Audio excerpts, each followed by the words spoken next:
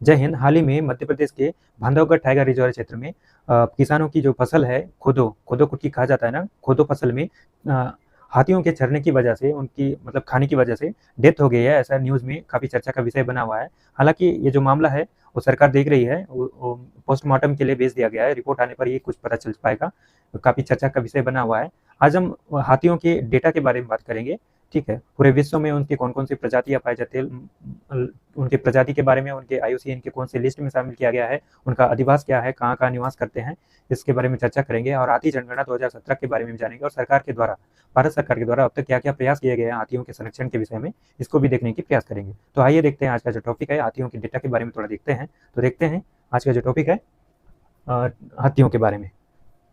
तो प्रजातियां मुख्य रूप से, जो प्रजातियां हैं हाथियों की, वो पूरे विश्व में 4 प्रकार की प्रजातियां पाई जाती है, जैसे भारतीय हाथी, सुमात्राई हाथी, सवाना हाथी, अफ्रीकी हाथी।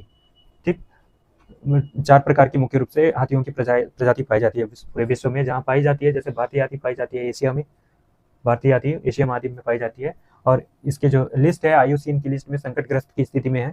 और वाइल्ड लाइफ प्रोटेक्शन एक्ट 1972, वन्य जीव संरक्षण अधिनियम 1972 के परिशिष्ट 1 में शामिल किया गया है भारतीय हाथी को। और साइटिस साइटिस साइटिस साइटिस के परिशिष्ट 1 में भी शामिल है भारतीय हाथी।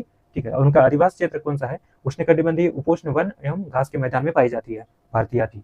और सुमात्राई हाथी एशिया महाद्वीप में, इसे जो है आईयूसीएन की गंभीर संकटग्रस्त की लिस्ट में शामिल किया गया है। और ये जो है उष्णकटिबंधीय क्षेत्र में इनका अधिवास है, इनका निवास स्थान है। सवाना हाथी की बात करें तो अफ्रीका महाद्वीप में इनको आईयूसीएन की संकटग्रस्त में शामिल किया गया है, लिस्ट में शामिल किया गया है। पूरे उप सहारा अफ्रीका में पाई जाती है, इनका जो मतलब निवास स्थान है, अधिवास है। और उष्णकटिबंधीय क्षेत्र को छोड़कर पूरे उप सहारा क्षेत्रों में इनका अधिवास है। अफ्रीका हाथी की बात करें तो अफ्रीका हाथी, इनको आईयूसीएन की लिस्ट में शामिल किया गया है, गंभीर संकटग्रस्त स्थिति में इनको शामिल किया गया है। घने उष्णकटिबंधीय वन में इनका अधिवास है। और सामाजिक संरचना कैसी होती है? जैसे मादा हाथी अधिक सामाजिक मानी जाती है, मादा हाथी अधिक सामाजिक होती है। और आमतौर पर झुंड में 5 से 7 हाथियां पाई जाती है, जिसका नेतृत्व जो होती है सबसे बुजुर्ग माता हाथी करती है। इन झुंड का जो नेतृत्व करता है कौन होती है? सबसे बुजुर्ग माता हाथी करती है, जैसे दादी कहेंगे ना, वैसे बुजुर्ग माता हाथी मादा हाथी इनके नेतृत्व करता होती है। नर आमतौर पर अकेले होते हैं। और सरकार द्वारा संरक्षण के अब तक के कौन कौन से प्रयास किए गए हैं भारत सरकार के द्वारा? जैसे गज सुरक्षा F 2022 लाया गया। आप उसमें गूगल प्ले लिस्ट में आपको जाके डाउनलोड कर सकते हैं। गज यात्रा 2017 में लाया गया। हाथी मेरे साथी अभियान 2011 में लाया गया। और क्या है, राष्ट्रीय हाथी गलियारा परियोजना 2005 में। प्रोजेक्ट एलिफेंट 1992 में लाया गया है ना। और हाथी जनगणना 2017 की बात करें तो सबसे ज़्यादा जो कर्नाटक राज्य में है हाथियों की संख्या, उसके बाद असम में, केरल में, फिर तमिलनाडु, ओडिशा में। ये 5 राज्य है, उसके घटते क्रम में है। सबसे ज़्यादा है कर्नाटक में, उसके बाद असम, केरल, तमिलनाडु, फिर ओडिशा। ये 5 राज्य हो गए। ये कुछ सरकार के उपाय। और प्रमुख खतरे क्या है? एक तो वन विनाश हो रहा है, घटते आवास हो रहा है, मानव हाथी संघर्ष हो रहा है, हाथी दांत के लिए मानव जो अवैध शिकार कर रहा है, ये कुछ अवैध है, इसको रोक लगाना चाहिए। ये कुछ प्रमुख खतरे हो गए हैं हाथियों के लिए। एक बार पुनः दोहरा देता हूँ। जैसे मुख्य तौर पर पूरे विश्व में 4 प्रकार की हाथी पाई जाती है, जैसे भारतीय हाथी, सुमात्राई हाथी, सवाना हाथी, अफ्रीकी हाथी, है ना, जहाँ पाई जाती है, ये महाद्वीप के नाम है। और उनके जो आईयूसीएन की लिस्ट में जो है भारतीय हाथी संकटग्रस्त की स्थिति में, और वाइल्ड लाइफ प्रोटेक्शन एक्ट 1972 के परिशिष्ट 1 में शामिल है, और साइटिस के परिशिष्ट 1 में है। क्वेश्चन, अधिकतर क्वेश्चन यही से पूछता है ना।